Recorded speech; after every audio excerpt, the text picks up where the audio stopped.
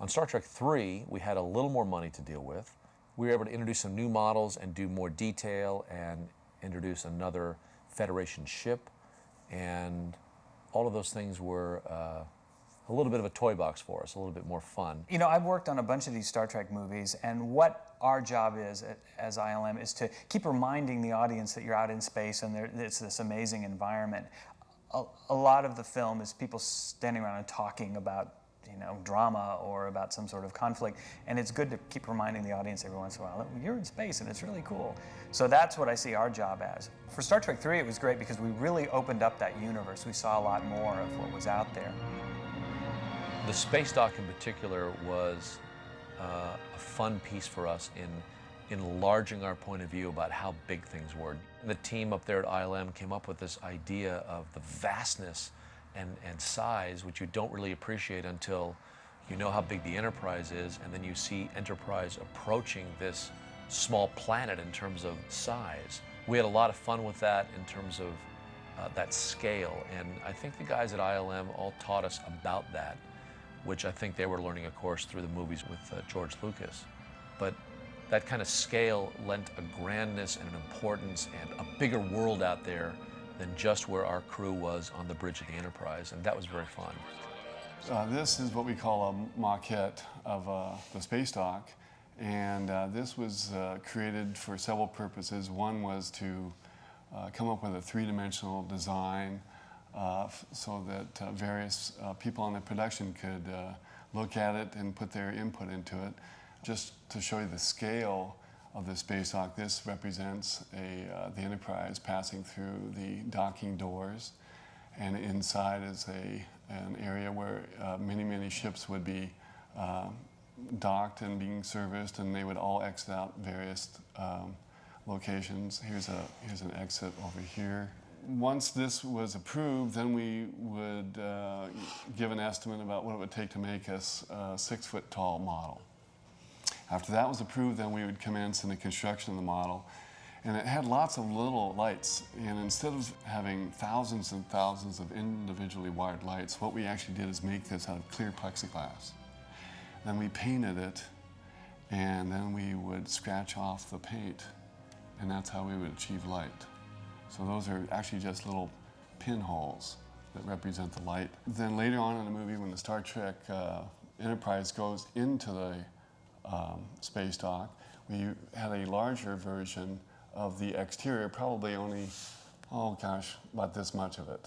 And I think in model size, that might have been 12 feet across. And the doors actually functioned. Those were motion-controlled doors that were hooked up to the camera systems, and those could be cued when the camera would get wherever they had to be, and those would operate in a very smooth way, and we had lighting that would flash on and off. In 1983, there was a lot of other science fiction films that involved spaceships and such, and Star Trek had its own look, the very, very clean, well-maintained look. Star Wars had a very used look. Aliens was a futuristic, used look. In the Star Trek look, the producers always wanted to try to maintain the same look, the same colors, the same color palette. They all looked like they came from the same fleet. Would you look at that? My friends, the great experiment, the Excelsior. One of the new things we saw was the Excelsior, which I was involved with the design on. As described in the script, it was supposed to be the next generation of starship, and everyone's initial reaction to it was like, oh, that's the future, and they kind of didn't like it. So it was supposed to be new and slick, but not necessarily new and slick in a good way. We did a bunch of designs, and all of them looked really fast and really sleek and really futuristic.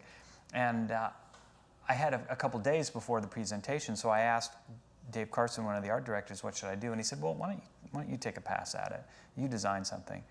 At the time, I was really into Japanese art, especially industrial design. And so the concept I came up with was, what if the Japanese had designed the Enterprise? And so I took the basic layout of the Enterprise and tried to apply a Japanese aesthetic. And it was industrial design from the 80s, where everything was getting abbreviated and simplified. And if you look at the dish especially, it's much sleeker and more angular. And the neck is thicker and broader and is more like a fin, like a heat sink. And there's this repetitive detail in it. It's hard to say, like, oh, it was based on this exact design. It was more an overall aesthetic. We presented them all to Leonard, and ultimately he went, that one, and it was the Japanese version.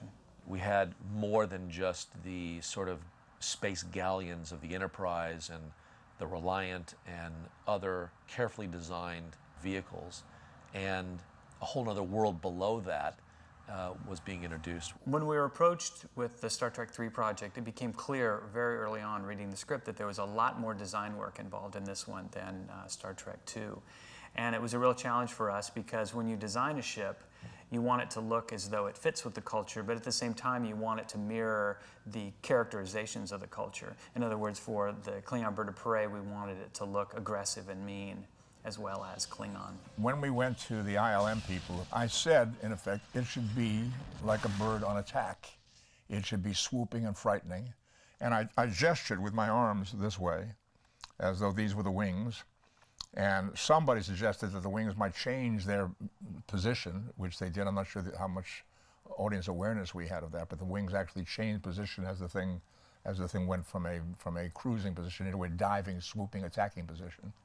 But I was very interested in the idea that it should have this outstretched neck, as though you would see a bird flying to attack a creature, or sometimes you see a bird swooping down towards the water to dive in, catch a fish, and come up with a fish in its beak. Very often the way it would start would be lots of sketches, a whole variety of directions, and then we would present those to the director, Leonard Nimoy, and he would pick the ones that he would like, and then from that we would get closer and closer to the ultimate design.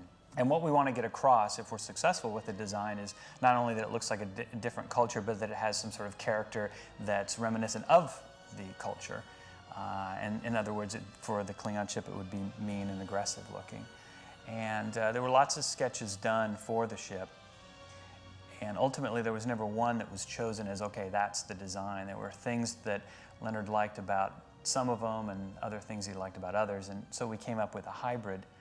This here is the very first prototype that was built of the Klingon bird of prey.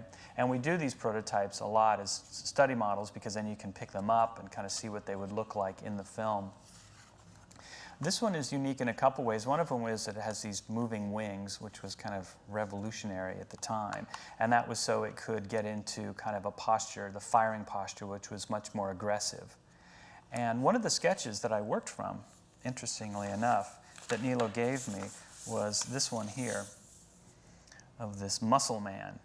And he said, make it look like that, which at first took me a little bit by surprise. But the kind of downturned arms became the posture for the wings in the attack position. And then I also looked, the other thing that was very distinctive were these shoulders, these big trapezius muscles here.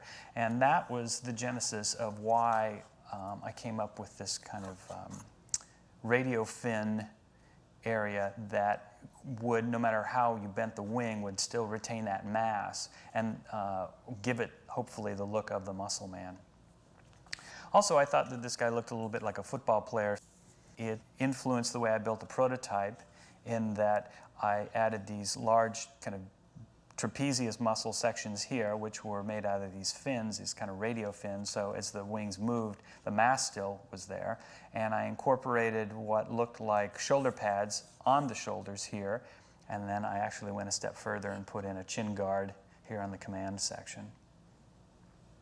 And all these little things add up to it kind of looking like this, hopefully reminiscent of it, but not exactly, and I think contributes to the character of the ship. Another really interesting thing about this ship was in the very first draft of the film that we got when we started, it was not a Klingon ship, it was actually a Romulan ship that Krug had commandeered somehow. And the opening sequence with the merchantman was different. It was actually all these Klingon ships hanging out saying, where is he? And then all of a sudden he appears right in the middle of them, kind of blowing them all away to show that he's a really bad character. And the reason why I'm bringing this up is that since it was originally a Romulan ship, and I am a big fan of the original series, I put in this graphic on the bottom that was a little bit reminiscent of the bird wings on the bottom of the original Romulan ship to try to tie the two together.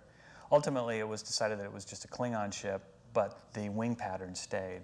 And that model, I think still today, is good from any angle. It's just amazing. You can photograph that model really from any point of view and have a pretty compelling image that just looks sinister and bad. One of the things that is really important is the size of the scales, seam lines, even the sheens of the paint jobs is very important. You have to have very thin paint. If you have thick paint, you actually can see the paint. And so that's very important. Another thing, particularly with the Star Trek models, was the cleanliness of the whole thing. All the models are very, very clean, unlike the Star Wars models, where a lot of battle damage and the used look was achieved. Clean ships were much more difficult to maintain. And many times when we handled our special effects models, we had to do it with gloves. Grease and oil, very problematic on our models. Radiation from the life form. The Enterprise model that we used on Star Trek III came from the original show, the first Star Trek movie. Just because of the design of the model, the engines flaring off in the back, and the dish in the front, and the center pod, they're quite large objects to suspend out in space, and therefore they required some kind of strength to maintain the positions of those. You wouldn't want the ship to bend when you flipped it over, because many times well, matter of fact, most of the models we built for Star Trek had multiple ways of holding the model, usually 6 axes, front, rear, both sides, top and bottom. So there were quite a few times when we had photographed models that were not to our eye level. They might be kicked sideways, and then they might even be upside down. Particularly upside down shots were used when the ship would come right overhead. It looked like it passed right overhead. In fact, we were shooting it upside down and taking the motion control camera right over the model. So in incorporating all these mount points, that required a certain amount of strength. And also the model in general, I think it was 10 feet long and a 4-foot diameter. The props in Wrath of Khan were, for the most part, rented off the shelf. I don't think there was any custom props made for the Wrath of Khan. We tried to find stuff that would sort of simulate what they had from the TV series. So when it came time for the third movie, I was insistent that we design some things that would be uniquely part of the Star Trek world. So the phasers, we wanted to update and make those a little sleeker, a little more powerful than they were in the TV series, and definitely sort of move away from what was in just a rented prop that was sort of generic. We wanted something very specific that fit our world. I was fascinated with the props as a kid. They seemed totally convincing to me, and very distinctive too. One of the designers that worked here at ILM on Star Trek III was Phil Norwood, and both he and I were hoping that we could take the prop designs closer to the original series. And so that's what you're seeing here are sketches of some of those prop ideas where the Phaser 1 fits into the Phaser 2. So it's reminiscent of the original series, but has kind of a new feel to it. Like the Bird of Prey, I ended up making prototypes of all the props, which Leonard looked at and approved, and then we went into production and produced a number of them. This is a tricorder design, which ultimately we did something a little simpler and slicker that didn't have the flip-up top. A lot of the props were built out of model kit pieces that I found in the shop. Something specific like this, I would go and make the pattern out of wood. But I believe for the tricorder, it was a race car body. Unfortunately, there are lots of people that want to see flashing lights on them. To them, that's what technology is about. But for us, it was about the sophistication of the surfaces, a variety of metals and plastics, and subtlety of color that makes it look like it was manufactured. The Klingon props had much more of a dirty feel, like they had been banged around, a lot more pointy surfaces, like they would be uncomfortable to carry. That Klingon knife, when you push the button and the things come out, I mean, that really felt ugly and nasty and like a Klingon, would have designed it. and was much more specific and felt much more like the fabric of the movie we were making than, again, something we might see that played on Buck Rogers or a Batman series. I think it's pretty straightforward, kind of how to design for the Klingons. And the Federation is much smoother. It all ties into the ships. You know, that there's a certain aesthetic for all the stuff in the Federation, which is pretty easy to design to. I'd like to explain a few technical processes that we employ in shooting visual effects. The way Industrial Light and Magic started was a method where things were extracted from blue screen. There are different ways of doing matte work. What's a matte? Basically, you have a background and you're making what we call an optical sandwich. If you think of putting many still shots together in still form, it's probably easier to understand. You have a background, and maybe you have a planet that, let's say it's stars. Then you have a planet that goes in front of that. And then you might have a spaceship or two. And maybe you're looking through a view window. So you have a window, and you realize the shot is two actors looking out a window at another spaceship against a planet, against the background. So instead of any number of other methods where each of these things might be a miniature and shoot it all as one piece, that has been done, certainly in the Buck Rogers days. It was done that way, where people would just build some miniatures and hang them from a wire and shoot it with the actors right there. Of course, everything wiggled around and bounced around, looked entirely fake, but we loved it back then. So as time has progressed, everybody wants things to look more real and steadier, and the mass of a ship has to move in a way that is more appropriate for the size and so forth. So therefore, the method that ILM has always taken is break the shot down into individual elements. So the stars would be one element, star background. The planet, the background spaceship that we're seeing out the window. The foreground window piece is a set piece, and our actors. So to do this, breaking this all apart so that you could have individual pieces of film that you could sandwich together, the actors would be shot in a window set against blue screen, acting like they're looking out at this majestic spaceship. Then the spaceship would be shot as a motion control miniature. That's something that we would do on one of our track cameras. And the ship would usually be set at the end of the track and lit appropriately depending on what the sunlight is.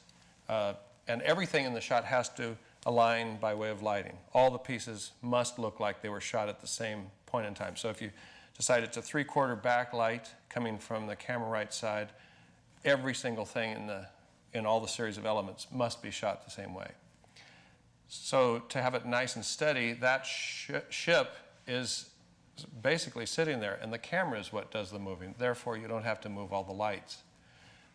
And again, that's shot against blue screen. Then you have the planet, which may be a model, or it might be a matte painting, just against glass. And then the stars, if you want them to have a drift, that's shot just as a starfield background that is either painted or rear lit with black paint, plexiglass, lots of holes poked in. We had a star field that we used many, many times that we used for that. Simply panning or tilting the camera to give us star drift would give us that element.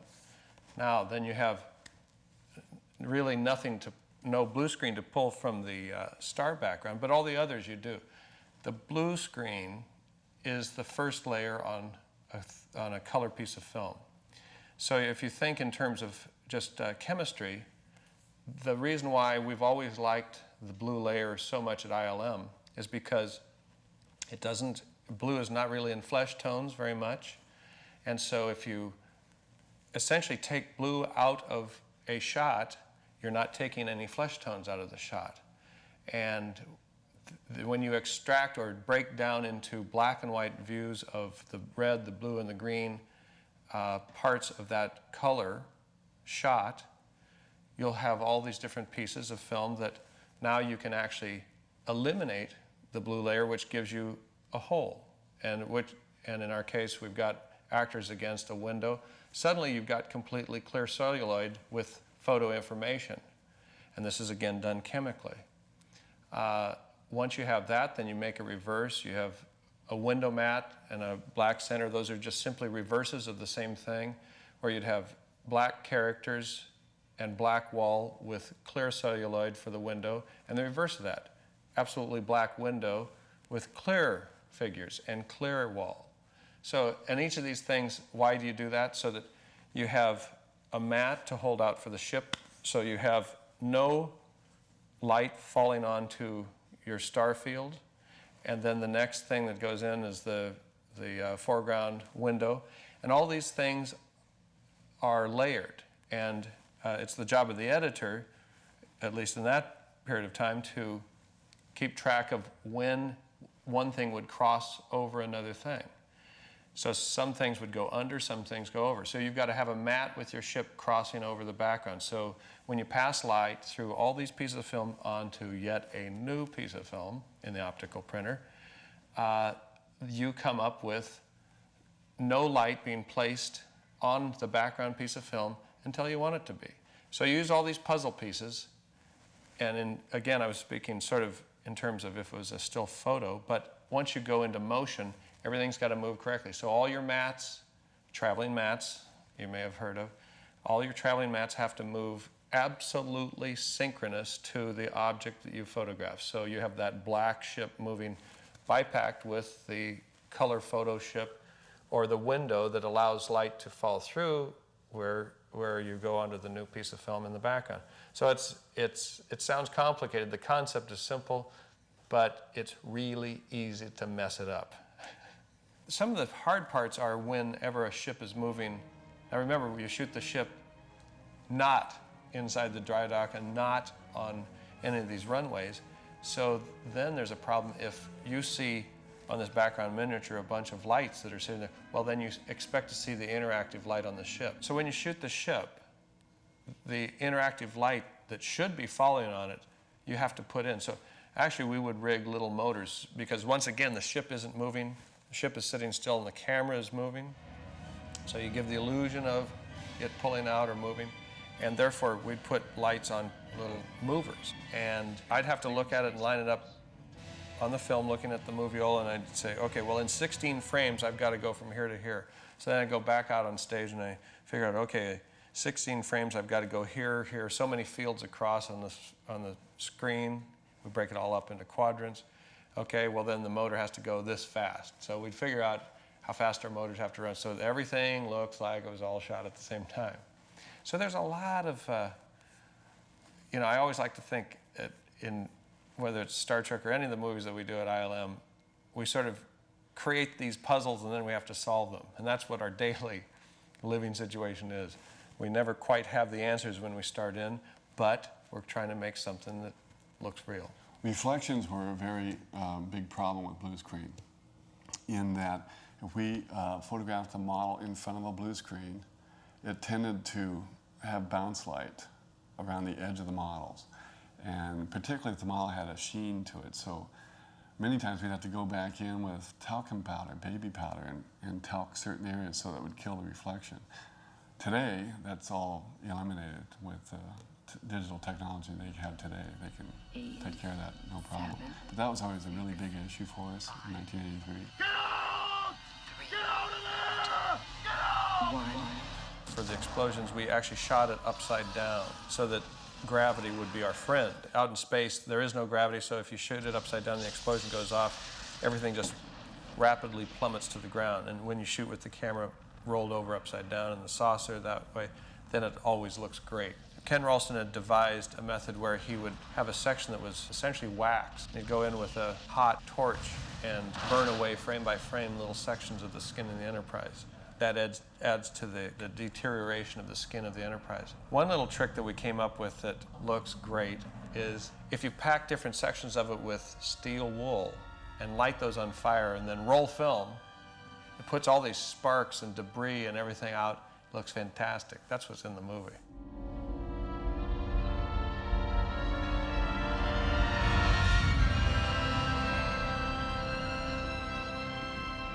My God, Bones. What have I done? What you had to do. What you always do. Turn death into a fighting chance to live.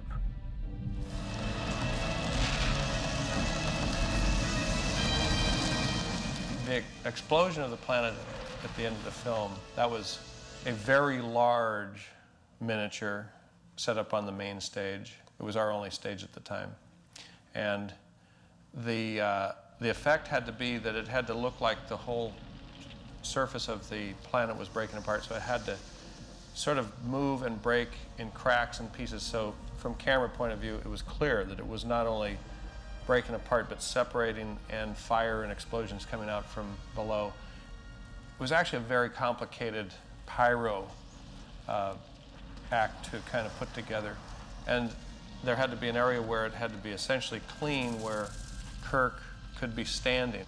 And hopefully there wouldn't be any pyrotechnic debris going all over the very spot that you're going to put the two characters over the top.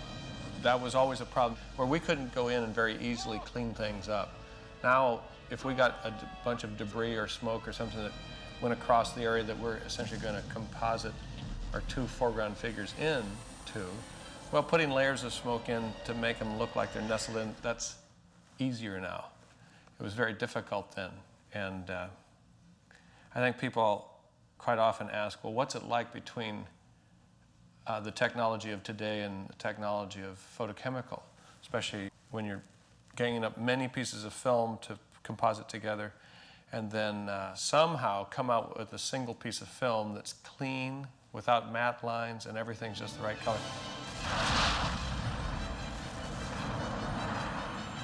It was incredibly difficult. You're depending completely on mechanical devices to register each and every one of maybe 40 pieces of film just with their purse, so they all lock in together so you don't have wiggles between the mats.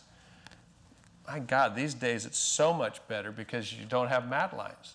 Just to get a take without a matte line was a big deal, then much less have color and contrast control and all the rest of it. I think my favorite thing about Star Trek III, The Search for Spock, was just that it opened up the Star Trek universe. It was the first film that really showed how broad that universe could be and kind of foreshadowed what we would see in the future.